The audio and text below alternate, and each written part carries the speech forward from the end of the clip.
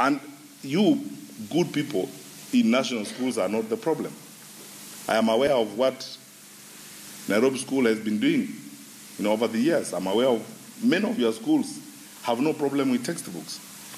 But your brothers and sisters on the other side, it's a joke. I have been to schools where 45 students in one classroom, 4 textbooks. 50 students in one classroom, 5 textbooks. How on earth do you expect those children to do well? We are irresponsible people if we sit back and watch that go forward. So we have made a decision. We will supply textbooks. We will do what responsible governments do. We have worked with the Kenya Institute of Curriculum Development, whose statutory mandate it is to choose content, to approve content, and approve the textbooks. And KICD has both reviewed the books in the Orange Book, identified the core textbooks in each of the 6 critical subjects, and had a meeting with the publishers. And this affects all publishers. About 7 or so, Joanne, publishers are going to be involved in this, because when we started, the accusation was the government wants unfairly to privilege government-owned publishing houses. Now everyone is going to be involved, because I'm aware that publishers from the private sector, some of them had their textbooks chosen as the core subject textbooks. So they will provide the textbooks. So effective, this class we are selecting, all the Form 1s who report on 9th, we will give them 6 textbooks in school for mathematics, English, Kiswahili, biology, chemistry, physics. And the textbooks are going to bear special marks. They will look like this. They have a coat of arms on it, which indicates not for sale. The textbooks will look like this so that they are not sold in bookshops. There will be textbooks procured with public resources and given to our children. So, please, my sisters and brothers, don't ask any Form 1 student to come to school with textbooks. We will, on 4th of January, we will flag off the distribution of textbooks across the country, and the Form 1 students who come to school will be given 6 textbooks for mathematics, English, Kiswahili, biology, chemistry, and physics. And the books have been selected through a process that is respected by statute. So we will give them the books. This is how you achieve equity. Because a child in Sigalame Secondary School somewhere will have the same book as a child in Alliance High School, a child in Mango High School has at the same time. Don't want to walk to a school where in Nairobi School there are books, or in Maseno School there are books. But when you go to Sigalame, there are 4 textbooks in a class of 45. And we expect to learning outcomes on the same place. We will push this policy forward. I want to assure you, we will not go back on this, because we want to be responsible people. That is how we are going to help our children.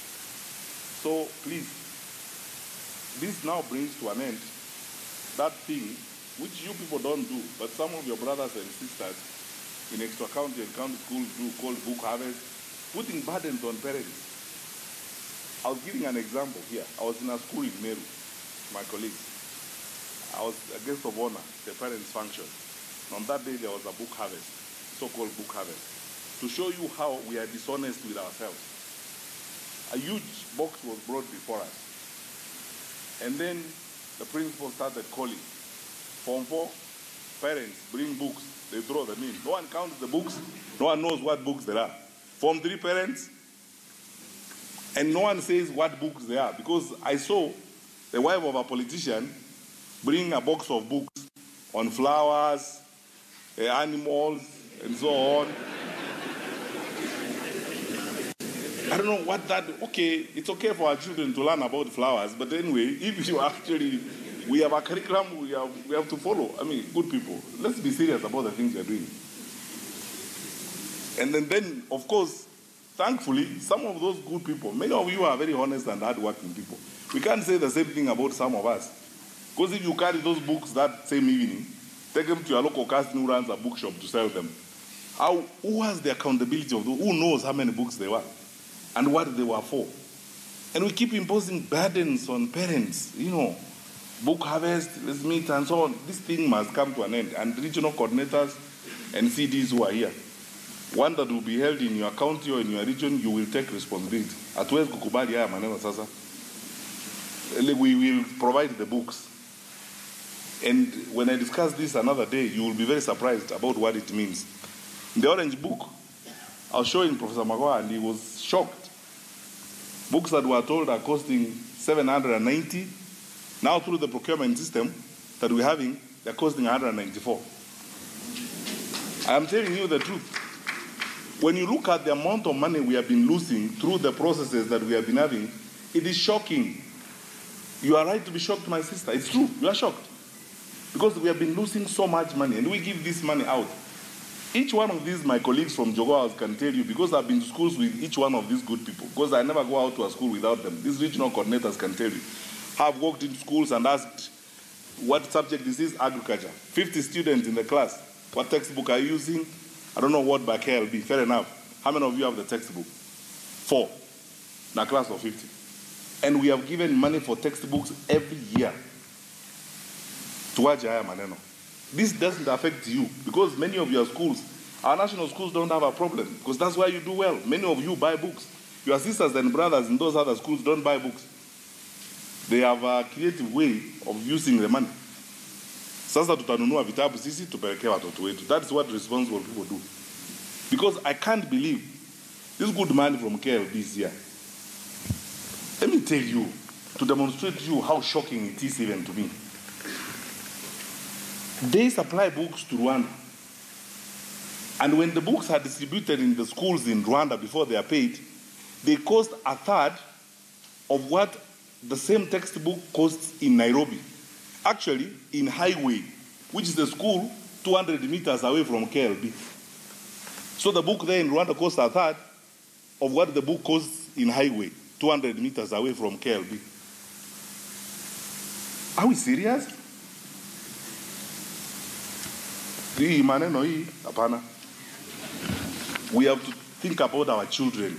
That's how we are going to be responsible. So hold us to account. We are ready to be accountable. Hold us to account. Tutapeleka vitabu sisi na musiulize wazazi vitabu. Tutaleta vitabu kwa shule. From 4th, we'll have a big ceremony flagging off books. We'll start distributing books to our schools. When Form 1s arrive at Kipsigis Girls, 6 books, each one of them. Kitabu itakuwa hapo. Na wangojea. Have to endelee. Wale wa sub-county, yeah. The ones in sub-counties and the rest will take the books to the containers. The way we took the exams, the containers. Have to pate huko so that everybody gets this. And you will be shocked at how much money. I think, PS, we should show this, even through Kesha. We should make that report available. So that you see that report for yourselves. You'll be very surprised at how we have been losing money. Books we have been told under the Orange Book are costing 800. Now, 200. So, lastly, we have created an infrastructure that will help all of us and help our parents especially to access the letters. They'll print out the letters the way we did last year. And I thank you, principals from national schools. I'm very, very grateful. There are challenges we used to have in the past which you don't have now anymore.